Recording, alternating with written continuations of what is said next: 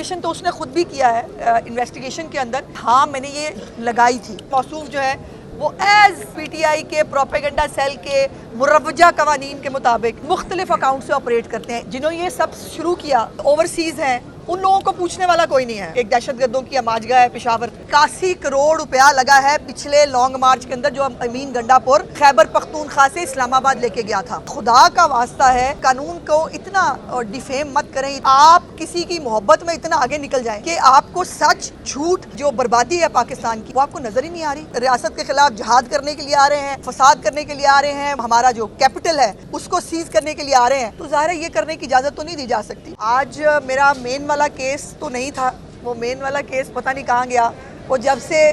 Punjab college वाले वाक़े के साथ मर्ज हुआ है उसके बाद गालिबन बेंच टूट गया था और अभी तक जो है वो बेंच फॉर्मुलेट नहीं हुआ। तो जो मेरा मेन केस है वो तो आज फिक्स नहीं था, लेकिन आज एक ही बेचारा मुलजिम शायद पकड़ा हुआ है मेरे केस में, और वो कोई वेल्डर साहब हैं गुजरात से, और उनकी आज बेल पिटिशन जो है वो लगी हुई थी सीजे साहिबा की कोर्ट के अंदर, और उस बेल पिटिशन को जो है वो रिजेक्ट कर दिया गया है, डिसमिस कर दिया गया है सीजे साहिबा की तरफ से। और उसके अंदर जो फैक्ट सामने आए, जो चीज़ें सामने आई, वो बड़ी अस्टॉनिशिंग है कि वो मौसूफ जो है, जो कहने को एक मासूम वेल्डर है, मुझे बड़ा अफसोस है, मुझे उनके लिए तकलीफ़ है कि जिस एक प्रोपेगेंडा सेल के ज़ेरे असर होते हुए बग़ैर तस्दीक किए जब एक दूसरे की देखा देखी मुख्तलिफ गलत चीज़ें जब सोशल मीडिया अकाउंट्स पे पोस्ट कर दी जाती हैं, फिर उसके कॉन्सिक्वेंसेस चूँकि इस मुल्क में कभी हुए नहीं, कभी आज तक किसी ने पूछा ही नहीं, कभी आज तक किसी ने देखा ही नहीं कि आप जो सोशल मीडिया पे पोस्ट करके किसी की तज़हीक कर रहे हैं, किसी को बदनाम कर रहे हैं, किसी खातून की जो रिस्पेक्ट है उसको आप डैमेज कर रहे हैं, तो आपको कोई पूछने वाला जो है वो चूँकि पहले कभी नहीं था तो रिवाज नहीं है। और इस मौसूफ ने भी यही किया। उन्होंने आज उनके वकील साहब ने ये प्लीज़ ज़रूर ली कि जी वो पहला बंदा नहीं है जिसने ये लगाया है, वो पता नहीं कितनवा बंदा है, बट वो यहाँ तक एडमिशन, और ये चीज़ साहिबा ने कहा भी कि ये एडमिशन तो उसने खुद भी किया है इन्वेस्टिगेशन के अंदर कि हाँ मैंने ये लगाई थी और अपने मुख्तलिफ अकाउंट्स पर लगाई थी। और मौसूफ जो है वो एज मतलब पीटीआई के प्रोपेगेंडा सेल के मुरवजा कवानीन के मुताबिक मुख्तलिफ अकाउंट से ऑपरेट करते हैं। एक आधा अकाउंट नहीं होता इनके पास, ये मुख्तलिफ अकाउंट्स के थ्रू उसको ऑपरेट करते हैं। और 3 गालिबन अकाउंट्स हैं मौसूफ के पास जिसके ऊपर उन्होंने ये वीडियो जो है वो मेरे नाम से पोस्ट की, और आज उनकी जो बेल पिटिशन है वो डिसमिस कर दी गई। लेकिन सवाल ये है कि जो मेन कल्प्रिट्स हैं जिन्होंने ये सब शुरू किया, जो शायद ओवरसीज़ हैं ज़्यादा मेजॉरिटी में, उन लोगों को पूछने वाला कोई नहीं है, उनको देखने वाला कोई नहीं है। और पेशावर में एक दहशतगर्दों की अमाजगा है पेशावर, और वो वहाँ पर मोस्टली जो है वो पाए जाते हैं। इसको जो अपनी तरीका है इनका, जो ये यलगार करते हैं कि एक बंदे को पॉइंट आउट करते हैं, उसके लिए एक मटेरियल तैयार करते हैं, फिर वो डिसैमिनेट होता है। और ये पिछली दफ़ा भी एक मौसूफ़ा जिनका नाम आ रहा है इस केस के अंदर, जो इसके अंदर बहुत अच्छी तरह इन्वॉल्व हैं, उन मौसूफ़ा की अपने मियाँ की फ्रेंचाइज़ है। उस फ्रेंचाइज़ से जो है वो सैकड़ों के करीब जो है वो सिमें उनके नाम से जो है वो जारी की गई हैं, फिर वो मुख्तलिफ लोगों को दी जाती हैं। वो प्रोपेगेंडा सेल को वो फ्रेंचाइज़ जो है वो मुख्तलिफ सिमें प्रोवाइड करती है, और उस प्रोवाइड की हुई सिमों के ज़रिए फिर ये सारा गंदा धंधा जो है ये चलता है, और ये प्रोपेगेंडा सेल इस तरह से ऑपरेट होता है। सो मेरी दुआ है कि वो दिन आए जब मैं इस मुल्क में से, इस मुल्क के इंसाफ से इंसाफ ले सकूं। ये ज़रूर मेरे लिए आज एक खुशी और तमानियत का बायस है कि चीफ़ साहिबा ने आज जो है जो एक औरत की जो एक रिस्पेक्ट है उसको उन्होंने बरकरार रखते हुए सिर्फ सिंपल एक बात यही पूछी कि जो कुछ आप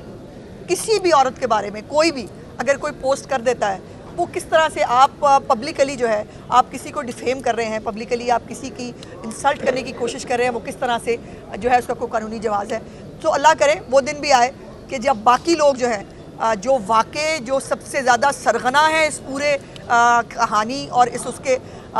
वो पकड़े जाए। और मैंने तो कहा था, और मेरा ये अपने आप से वादा है कि मैंने कब्र की आखिरी जो है ना वो दीवार तक मैंने इनका पीछा करना है, और मेरी वजह से इंशाल्लाह ताला ये FIA की कारकर्दगी भी बेहतर होगी,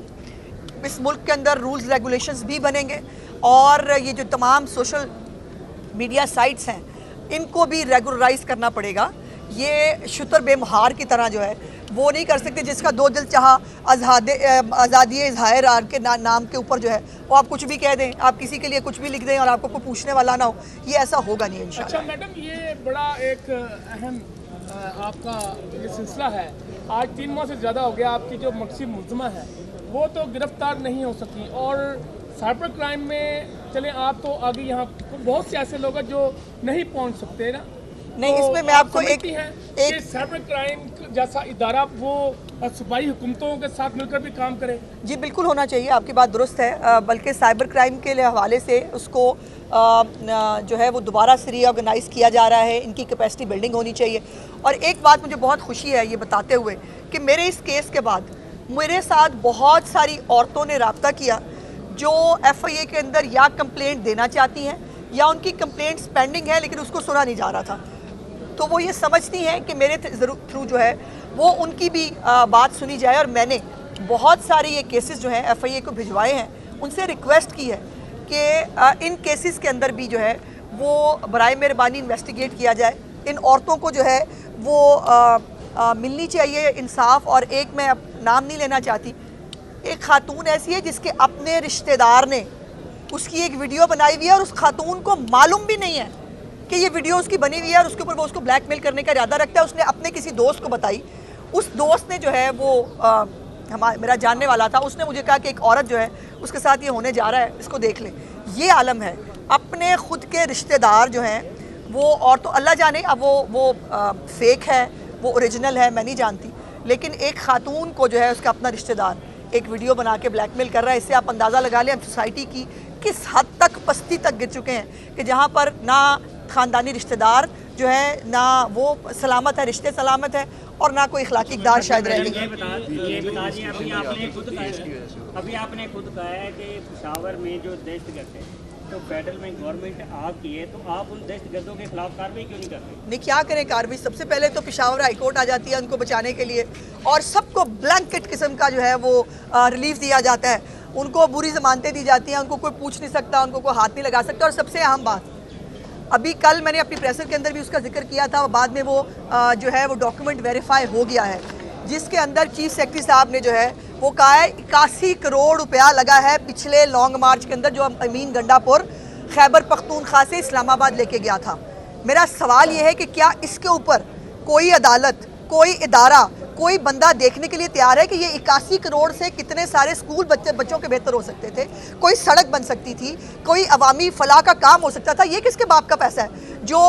खैबर पख्तूनख्वा के लोगों पे लगना चाहिए, लेकिन लग वो सियासत के ऊपर रहा है। और उन्होंने मेरा ख्याल किया, उन्होंने कहा कि 58 करोड़ रुपया पहले दें फिर अगले की बात होगी। और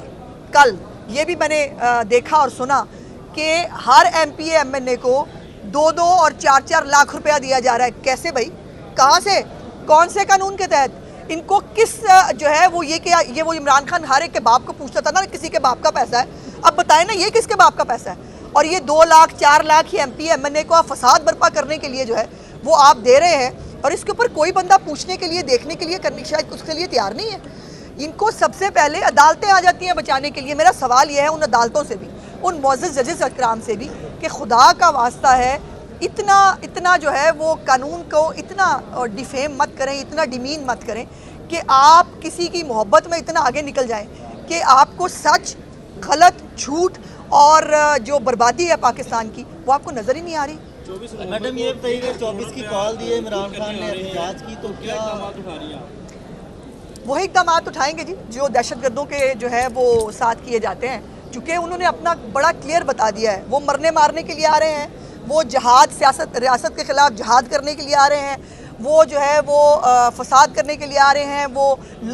हमारा जो कैपिटल है उसको सीज़ करने के लिए आ रहे हैं। तो ज़ाहिर है ये करने की इजाज़त तो नहीं दी जा सकती। तो फिर